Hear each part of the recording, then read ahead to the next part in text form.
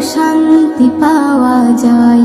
কুরআন মধুর বাণী আমি যখনই শুনি আমার মন ভরে যায়। কুরআন মধুর